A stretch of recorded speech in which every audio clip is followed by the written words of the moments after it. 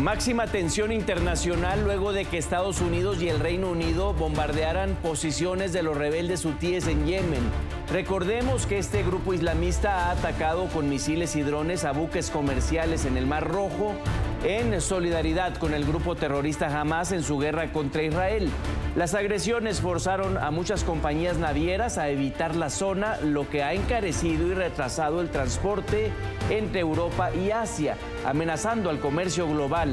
Los rebeldes hutíes que controlan partes de Yemen son uno de los movimientos armados hostiles a Israel en la zona y son respaldados por el régimen de Irán, que les proporciona armamento. Los ataques se produjeron en la capital, Sanaa, y en la ciudad portuaria de Hodeida, en Yemen, donde fueron localizados emplazamientos militares.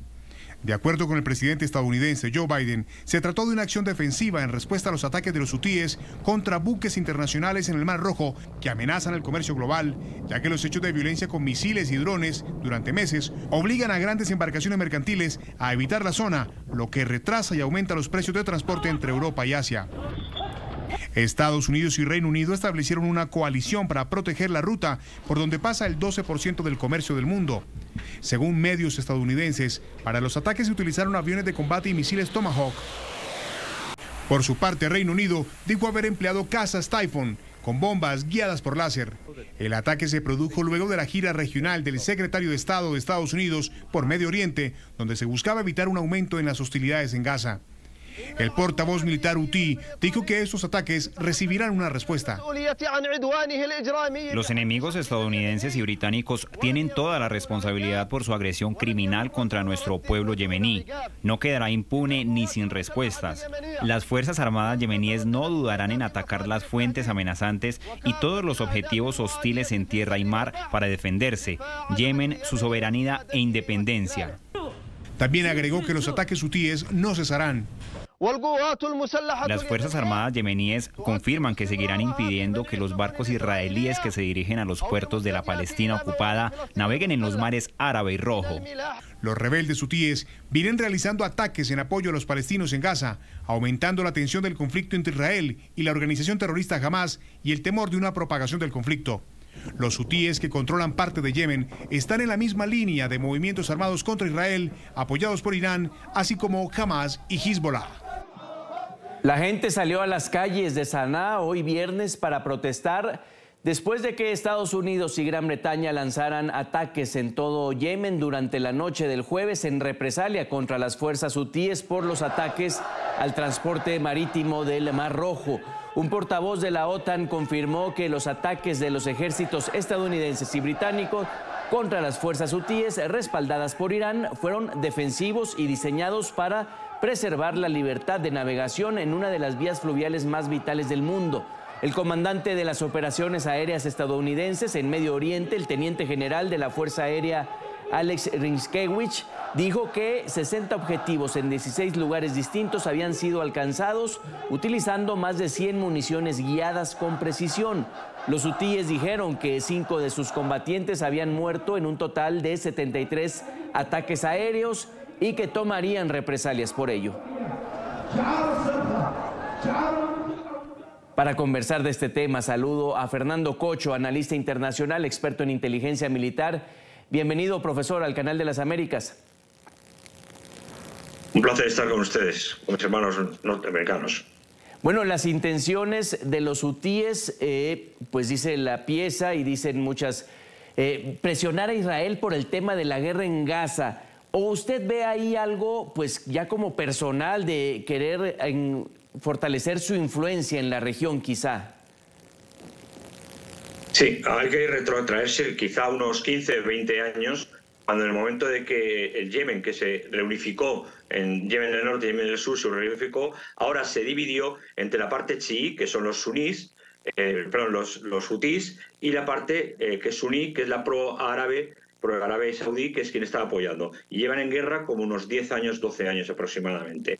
En ese concepto, al ser chiíes, los hutíes son aliados de Irán, los cuales, como pieza de peón de un tablero de ajedrez, les utiliza para generar procesos de influencia de sus intereses geopolíticos, los de Irán, al igual que Arabia Saudita utiliza la otra parte de Yemen para defender sus intereses geopolíticos y los Estados Unidos en este caso también. Entonces, esto era algo que se veía venir, evidentemente, tanto Irán en el estrecho de Hormuz como los hutíes en el Mar Rojo son los que controlan los dos accesos, uno al Mar Rojo y otro al estrecho de Hormuz, que son por donde pasan entre los dos, en torno al 38,6%, 40% del combustible que se genera en el mundo. No solo rutas económicas de materia, sino básicamente de combustible y energía. Por tanto, es un peón más dentro de lo que es el nuevo movimiento geopolítico que está ocurriendo en Europa y en el mundo, donde Estados Unidos está intentando no perder comba de su capacidad geopolítica y, por tanto, hay otros movimientos geopolíticos emergentes como son Irán, en este caso, China, que ya le pisa los talones a Estados Unidos, Rusia y los llamados BRICS, que están alineados más con Rusia y con Irán y con China que con Estados Unidos. Por tanto, en ese concepto no es tanto que apoyen a Hezbollah, sino que intentan ayudar a Irán a aumentar su presión sobre Israel, que es un enemigo ancestral, y sobre los factores políticos. Ya nos quedamos en el caso específico, pero ya que lo menciona, este año, profesor, parece que las hostilidades ya existentes no bajarán y vemos otras que surgen. Este tema del nuevo orden o reacomodo geopolítico, ¿usted lo ve ahí, lo ve aquí en 2024? No, esto ya fue desde hace varios años. Aunque no lo veamos explícitamente, por ejemplo, la guerra de Ucrania y Rusia, todo el mundo desde el año 2014 sabíamos que esto iba a ocurrir tarde o temprano, porque era algo anunciado incluso por Putin. Los movimientos geopolíticos de China, que en sus procesos de influencia ha aumentado y ya le está pisando desde el punto de vista económico, y en algunas áreas superado a la Unión Europea y a Estados Unidos, y en el ámbito militar está a punto de llegar al mismo nivel que Estados Unidos, pues evidentemente esto ya lleva mucho tiempo. Lo que pasa es que ahora ha eclosionado. Ha eclosionado en el momento en el que Estados Unidos ha perdido, o tiene problemas internos, tiene síntomas de debilidad por la inflación, por el conflicto entre demócratas y republicanos, por las acciones de Trump, de Biden, etcétera, por el conflicto político, y esto ha sido aprovechado para pisar el acelerador por parte de otros escenarios geopolíticos. En este caso, Rusia, Irán y China, básicamente, y los BRICS. Joe Biden no está calificándolo como una ofensiva o algo preventivo, sino como una acción defensiva, así lo dice. Claro, las sanciones defensivas, según el reglamento internacional, la ley internacional de derecho de la guerra, no se pueden hacer en territorio de un país al que no se le declare la guerra. Esas acciones militares, tanto que Rusia como Estados Unidos o Israel o Francia o Gran Bretaña, la que cualquier país haga en el territorio de otro país al que previamente no haya declarado la guerra, pues evidentemente no son actos legítimos de conflicto. Lo que pasa es que evidentemente nadie le va a enmendar la plana ni a Estados Unidos, ni a Rusia, ni a Israel, ni a Gran Bretaña, porque son los que en ese momento mandan, digamos, geopolíticamente. Pero en puridad no puedes hacer estas acciones militares sin declarar la guerra o tener un mandato de la ONU, del Comité de Seguridad de la ONU, que no va a poder ser posible porque siempre hay vetos por medio, que te autorice a esa acción militar, como ocurrió, por ejemplo, en Libia, como ha ocurrido en algunas partes de Siria, como ha ocurrido en otras partes del mundo, en la pacificación, por ejemplo, de Timor o en la pacificación de algunas partes de África, ¿no? Pero si no, es una declaración, tendría que haber habido una declaración de guerra para poder hacer esa acción dentro del territorio. Si no, estaríamos, digamos, ilegalmente atacando, no defendiéndote. Defenderías si destruyeras o atacaras a quien te ataca. Destruyendo, por tanto, el ataque. Sería una acción defensiva, nunca ofensiva. Ahí la precisión, profesor. Por cierto, ¿qué nos destaca de esa respuesta del líder huthí? Declara a Estados Unidos y Reino Unido blancos legítimos. Hay que tomarlo con mucha seriedad. Sí, hay que tomarlo con mucha seriedad porque estos son chiíes.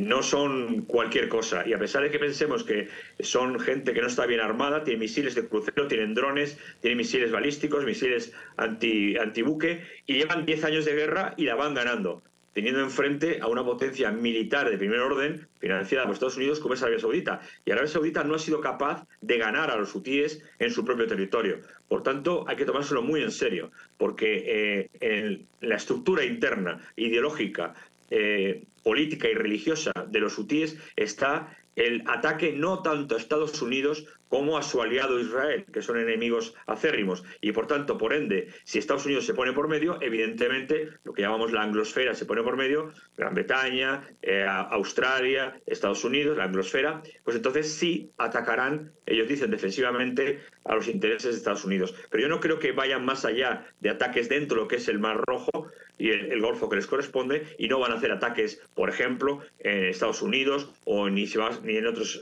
partes del mundo. Se van a ceñir ahí, a su territorio. ¿Y hay gravedad o riesgos por el tema de precisión? Digo, sí, se ataca a terroristas hutíes, pero pues al final de cuentas están entre la gente de bien, ¿no? La comunidad yemení, un caso similar a los terroristas de Hamas que se esconden ahí con escudos, pues niños palestinos, etcétera. Es parecido. Lo que pasa es que en el territorio de los hutíes casi todo el mundo, de una manera explícita, apoya, porque todos son chiíes, más o menos, apoyan a los hutíes. Por tanto, no hay una simbiosis entre el movimiento político, ideológico y militar en la parte de los hutíes, cosa que no ocurre en Gaza con Hamas. Hamas eran en torno a unas 10-12 mil personas de 1 millón y pico de habitantes de Palestina. Ahí sí los palestinos están sufriendo, los inocentes están sufriendo el hecho de que Hamas está oculto en los sótanos subterráneos, y para llegar a ellos, Israel ha lanzado una operación que va a durar un par de meses más, en la que decenas de miles de palestinos inocentes absolutamente, que son usados como escudos humanos, pues han perecido y perecerán. Un ejemplo: la base principal del dirigente militar de Hamas en Gaza estaba debajo de un hospital cristiano, un hospital que había en Gaza. Debajo de las mezquitas tienen unidades, departamentos de apoyo a Hamas. Entonces, para destruir, desgraciadamente, esos núcleos subterráneos, atacan lugares de civiles donde los civiles pierden la vida. Exactamente igual que ocurrió en la Segunda Guerra Mundial, cuando los aliados, intentando eliminar ya por fin a Alemania de Hitler, arrasaron todo Hamburgo y todo Dresde, lo dejaron aplanado y no hubo la posibilidad, no había ni un solo edificio en todo el territorio. Y eso es lo que van a hacer los israelíes. Otra cosa es qué motivación tienen y cuál es el objetivo último de Netanyahu, que no es otra cosa que quedarse con ese territorio, anexionárselo de manera militar ya, de facto, acabar con Hamas hasta donde pueda y llegar y llenarlo de colonos y tener una salida al mar mucho más eficiente. Que eso es lo que él ha dicho que quiere hacer, básicamente. Profesor, muchísimas gracias por ayudarnos a entender el conflicto. Fernando Cocho, hasta pronto.